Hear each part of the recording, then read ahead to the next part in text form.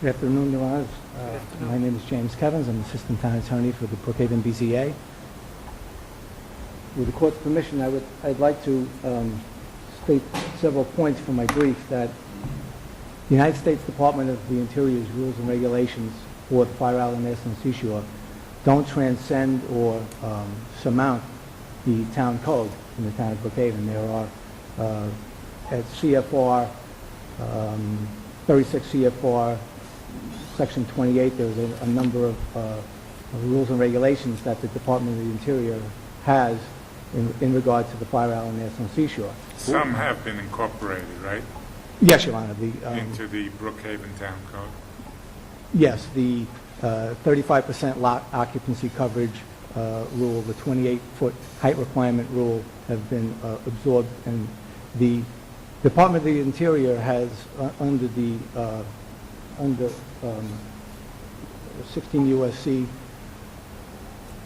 459 sub 2, I believe, had the power to approve and adopt the Brookhaven Town Code, which was done in 1984, where it adopted the town code relative to the Fire Island National Seashore. And if there's a hearing held on an application for variance, for example, permitting lot coverage in excess of 41.5%, notice has to be given to the superintendent of the Fire Island National Seashore, right? Yes, Your Honor. Was that done here? In principle, yes, Your Honor. What Notice was given in principle? Well, the Section 2813 of the federal regs say that the application, the variance application for the BZA, will be given over to the superintendent of the Fire Island National Seashore. And over some term of years now, it was an affidavit submitted in response to the amicus motion for the amicus curiae brief. We submitted an affidavit from the senior clerk typist in the town who handles these notifications that the BZA makes in regard to variance applications on Fire Island. And what they've done over a period of, if my memory serves me, approximately 6 or 7 years now, is they serve on approximately 60 civic groups, other governmental entities, newspapers, and a host of other organizations, one including the Fire Island National Seashore. They give them the calendar of the public hearing, scheduled public hearings, for the entire BZA calendar board. And within that public hearing calendar, it'll set out the relief that the applicant is requesting, the location of the property. So if a property on Fire Island is seeking variance relief, the people at Fire Island National Seashore are thereby notified. It has not been the practice of the people in BZA to submit the actual application, but they do get the crux of all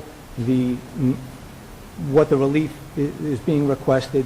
They get the date and time of when the public hearing is going to be held, so that if somebody from FINS, Fire Island National Seashore, wants to make objection either in writing and or make an appearance at the public hearing to state their objection, they have that opportunity. That's how the BZA has been making those notifications for some time now.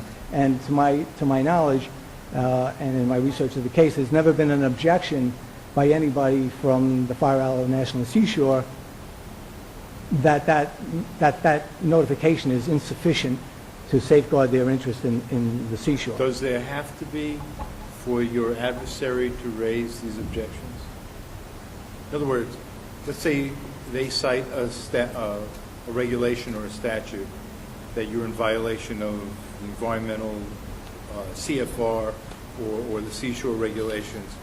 Does there have to be an objection by the authority, or can they raise that? I'm not sure. You said there's been no objections by these agencies. No, Your Honor. What I meant I'm sorry. when I said that was there's been no, to my knowledge, there has been no objection by the Fire Island National Seashore to the process whereby we notify them of Oh, of okay. I'm pending, sorry. pending variance relief. They haven't complained that we didn't get the actual application. You only Thank you. gave us calendar indications. And as counsel for Mr. Lewis advised, there is a powerful remedy that the Seashore has. They can bring an Article 78 on their own, or they can bring a condemnation proceeding in federal court. There was one done in 1977. It's a case in my briefs. It has an odd caption, United States of America versus 0.16 of an acre of land situated in... Sounds like a civil forfeiture proceeding. Well, it more or less is, Your Honor. And You see, they but your took a- argument basically is they can, but they rarely do. That's correct, Your Honor. It's... And that's why your counselor characterized them more as advisory. Well, I mean, they're not, the Fire Island National Seashore, I would not characterize them, So he mischaracterized. well, I wouldn't characterize them as advisory. They have significant federal power.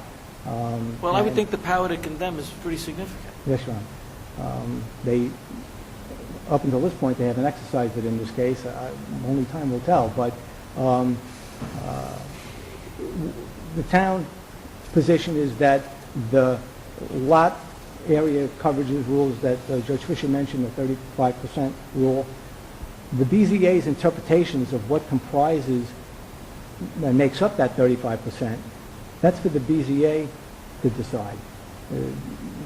The Court of Appeals, it's well-settled law. The Court of Appeals in a case that came from the Second Department, New York Botanical Gardens versus the Board of Standard Appeals, said that a board, in that case a planning board, that has expertise in a certain area, which it's our contention that the BZA has expertise in planning, expertise in zoning matters within Fire Island and elsewhere, that those determinations and interpretations are not to be disturbed unless they're unreasonable, irrational, or inconsistent. And we feel that that's not the case yet. Mr. Lewis, his attorney, mentioned that there was some kind of ethics opinion issued by your client saying that he can vote on these issues where the council appears. Is that in the record? I don't believe that's the case, Your Honor. I'm sorry. I don't believe there was, one of my... I thought he said he BZA had an ethics opinion that he was allowed to, from someone that he was allowed to vote now, when he never voted before. I was counsel, well, at the time of this hearing, when this hearing was taking place, I was counsel to the ethics board within the town, and I don't know of an opinion. What is He your may- position on that question? That he did not have to recuse himself.